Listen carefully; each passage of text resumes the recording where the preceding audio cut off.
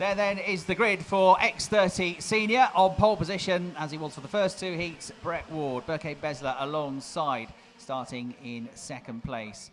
Third place, having had a really good defensive drive to hold on to fourth position in the first race. He keeps making good starts.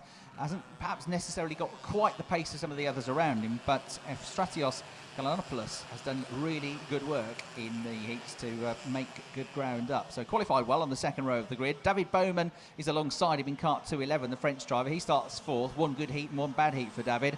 Row 3, Sam Marsh and Hugo Ellis. Hugo was on great form in the second race, pulled off some really good overtaking manoeuvres and almost got the fastest lap of the race, had it not been for Berke Besler just improving upon that towards the end of the race. So Hugo Ellis going well. On row 4, we got Olivani, who's another fast starter, and Manu Bejarano. On row 5, Carlos Leon and Pieris Echan, or Echan Pieris, I should say. On row 6, we got Guillaume Barbaran and Alessandro De Cori. Row 7, Christopher Cheny and also Escartin. On row 8, it is Guillaume Peugeot and Paul Lucier. The final row of the grid then, we've got Saul Robinson and Stephen Letts. In terms of the results so far, Brett Ward, 2 wins out of 2 on 0 points, looking good for pole position. The next best results with a third and a second are Berke Besler. He's got 5 points. And then you've got Sam Marsh with a second and a fifth on 7 points. And just behind them, Hugo Ellis on 8 points is at a 5th place and a third. Then Galanopoulos and Varney, both with a 7th and a 4th place, are looking like they might get into the top 6 on the grid tomorrow, both with 11 points. But this, Matt, is the race that's going to finalise who starts where on the grid tomorrow. Brett Ward doesn't have to go and win this race, but he'd like to do so. Over to you for the start of the race. Thank you very much. Yep, so here we go then, the two front men. Who can take the final win? Brett Ward, Berke Besler. Watch out for those behind as well as the race gets underway down towards the first turn, and it's going to be a non-start by the looks of it, because the hand went up there. Yeah, non-start for the seniors. So that's the first one of the day, actually. They've been fairly good up till then, but Thomas Liner wasn't too happy with how that one was shaping out. So they're going to have to now go around fairly quickly for the first half of the lap. Then towards the end again, they'll get themselves back into the correct position. Didn't really say who was out of position there. Might have been a few lower back. Yeah, just not quite as bunched up, I don't think, as they would like. So just to take a look at the start-finish line, there's a yellow line called the acceleration line. It's 25 minutes before the start line. That is where you can really start to push on the accelerator. But until you get to that point, you have to keep hovering, keep everybody bunched up. It's because when there's a large field in particular, the front runners can be on the start-finish straight. But if you're 18th or 19th on the grid, you can still be going around the last corner. You can't yet see the light. So that's why the line is there.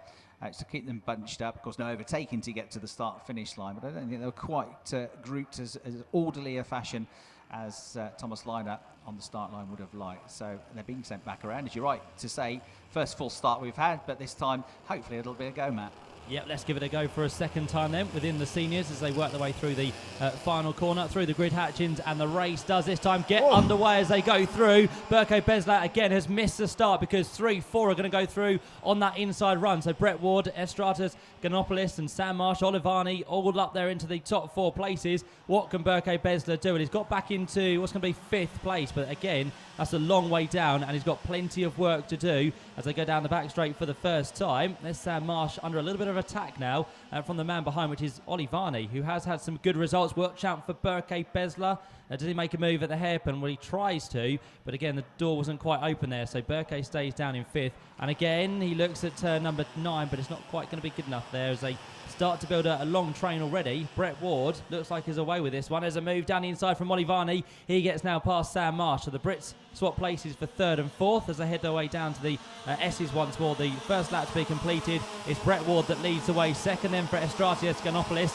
3rd place across the line is going to be Oliver Varney. 4th place is the next of the Brits, which is Sam Marsh. And into 5th place after another slow start is Berke Besler, who now works his way back through. 1 place gain there on the start of lap number 2. He gets through into 4th place, and with him he takes 2:19 as well in the process, which is Carlos Leon.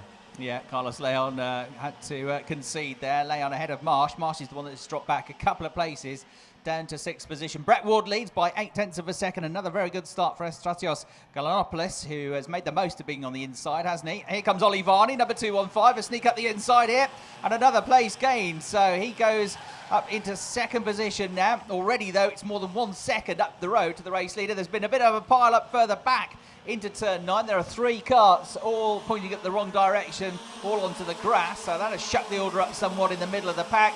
Brett Ward goes through. Ollie Varney, his teammate for MLC, in second place. Then it's Galanopoulos in third, and Berke Besler hunting him down in fourth place. Closing, under braking. Is he going to make a move? Not just yet. And not far behind them is 227 Sam Marsh in fifth place. Drivers that dropped down the order were the number 212 cart of Paul Lussier. Peugeot dropped down the order as well in the 218 cart. Stephen Letts, I think, might have got caught up in that as well. Number 226 is last as he crosses the line and lost quite a bit of time on that lap, I'm afraid. So 1 or 2 others involved in it. But at the head of the field, Berke Besler has been sneaking his way through, and Bisley gets ahead now of Galanopoulos and up to third position. So it's Ward, Varney and Besler, the new top 3. Galanopoulos in fourth position, Marsh right with him in fifth place, and Hugo Ellis is coming after them. Cart number 214 up to sixth position. Bit of a gap to try and bridge, but I don't think it'll be too long before he catches them up.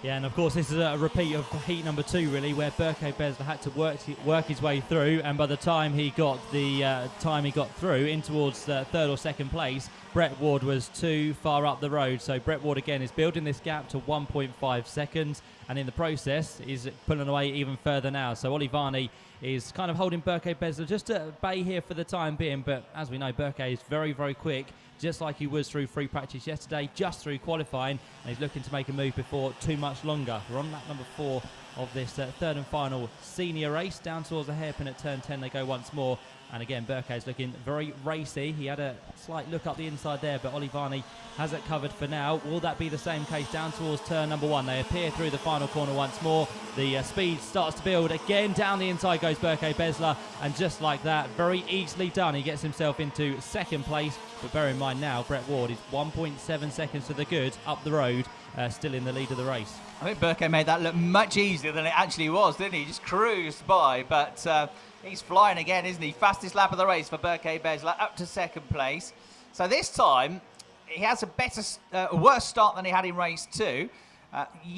Last time when he got up to second place, he was already 2.5 seconds behind the race leader. Despite having a worse start this time, he's only 1.7 seconds behind the race leader. Only is quite a lot when you can only be slightly quicker than the race leader, but he's done well to get up there so quickly. So Brett Ward still with work to do, 1/3 distance complete.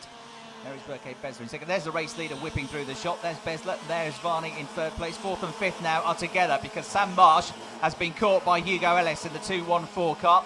They are going to have a battle royale, I reckon, in the coming laps. They make their way into the right-hander at turn 2, through the left at turn 3. And with the orange, black and white race suit, the bright yellow helmet, Hugo Ellis goes onto the back straight within half a length now of the man he's trying to catch, Sam Marsh. There they are on screen into the right-hander at turn 6. Good overtaking opportunity coming up, but he's not quite close enough. So he sits pretty, goes through the flat-out left-hand kink at turn 8.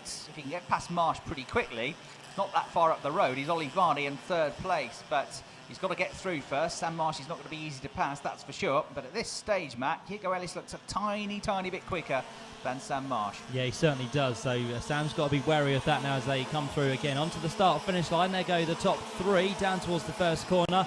Has Hugo picked up enough of a toe? Not really there. He's just a few lengths back in a minute, but definitely you're right there. Hugo Ellis looking very, very racy at the midway stage of this third and final heat. He's trying to get past Sam Marsh again, and it just kind of varies in terms of lines as well. It looks like Hugo is quite aggressive, and he's going to try for a move down at turn 6 on the inside line. Very nicely done. Quite a long straight down there as well, so there's plenty of time to get your way through, and Hugo Ellis did it to the best of his ability. So through now ahead of Sam Marsh. Can he start to catch now the top 3? Well, his pace would suggest so. He's got next on his list Oliver Varney to try and get through. Still second for Berke Besler, and Brett Ward still leads by 1.8 seconds. So as of yet, Berke Besler not quite quick enough to bring this gap down. The laps are starting to tick away once more. 4 to go as they come through this time. Just behind the top 5, we've got in 6th place 229, which is then going to be the kart of the man who started quite a way down, row number 6, Alessandro Decore, and then behind that 219, which is going to be Carlos Leon, and then further back from them 224 in 8th position at the minute. That is Eshen Perez, who started back on row number 5. But let's see what they can all do now as they bunch back together for what's going to be 4th and 5th place. That's probably the closest battle to watch out for. But we know Hugo Ellis is quicker and starting to catch up with Ollie Varney now. Brett Ward has done absolutely everything that's been asked of him so far from pole position. He's had the best starts. He's got his head down. He keeps pushing all the way through the race as well, which is very impressive. He's not getting a lead and then settling down. He's pushing all the way. You can see from his body language as he dips his head to try and make himself a bit more aerodynamic as he hops in the seat to try and lift his body weight off the rear axle. There he goes. There is Berke Besler in second. The lap time's 51.66 for the race leader, 51.77 for Besler in second place. So ever so slightly quicker is Brett Ward. And Berke Besler is going to have exactly the same problem tomorrow as had today if it stays like this, because Brett Ward, 3 wins out of 3, will of course be on pole position.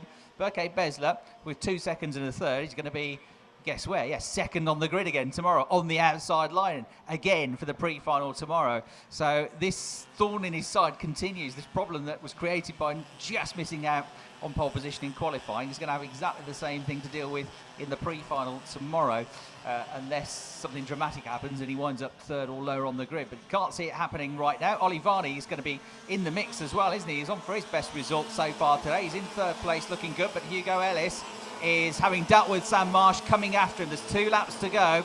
Hugo is very quick, isn't he? Showing a good turn of pace once we've got to race day, Matt. Yeah, he certainly has. The lap before the one we've just started, he was the quickest on the track. He took a big amount of curb there through turn number 3, which now again puts him there in that really good position to make a move at the end of the back straight. He picks up a very nice toe. This time he's not quite close enough to get the inside run, so he's going to have to think about a move at turn 7, which he does. Down the inside, very nicely done. Hugo Ellis is the man of the race so far. He's working his way through position after position here. He's now into the top 3 places, but again, that could be as far as he gets now, because Hugo Ellis is probably 1.7 seconds down the road from Berke Besler, so it does mean he's probably stopped in his tracks now, because the leader, Brett Ward, is about to start the last lap of the race. It's been a perfect day. He's all set to start from pole position for tomorrow's pre-final. But you're right, Chris, Berke Besler does not make it easy for himself, does he? He's got work to do in this one, and he's going to have the work to do on Sunday as well. I think Brett Ward's an Italian in disguise, because he seems to revel in the conditions of this circuit. He just loves this track. He's always gone well here. Berke Besler, though, has got the fastest lap of the race. That will, mean something to him. The win would be better, but even if he wins this race, even if Brett Ward is second, it's not going to change anything tomorrow. It's going to be pole for Brett Ward. But Brett has been around long enough, has had enough hard times to know that it's a good start, but it's tomorrow where the real work begins. But he has put himself in the best possible position. So Brett Ward, couple of corners to go. He has not put a wheel wrong so far this weekend. Into the final turn he goes and sees for the 3rd time today the checkered flag. Well done, Brett Ward. You're going to be on pole position for the pre-final tomorrow. He wins the race by 1.4 seconds from Berke Besler. Hugo Ellis, with some of the best overtakes of the day so far, is there in 3rd place. Ollie Varney with a very good result in 4th position as well. Doesn't have so much European experience as some of the drivers around him, but he's very much holding his own here, and that adds to the 2 good results he got earlier on. So he's had 2 4ths and a 7th now. A pretty solid day for Ollie.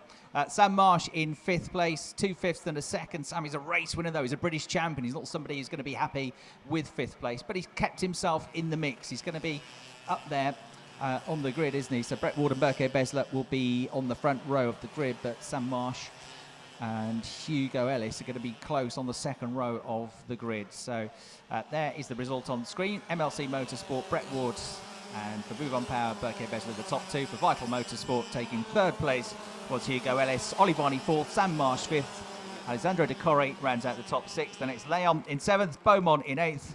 Giannopoulos dropped back a bit in the end to 9th position, and Riker Robinson from the back of the field completes the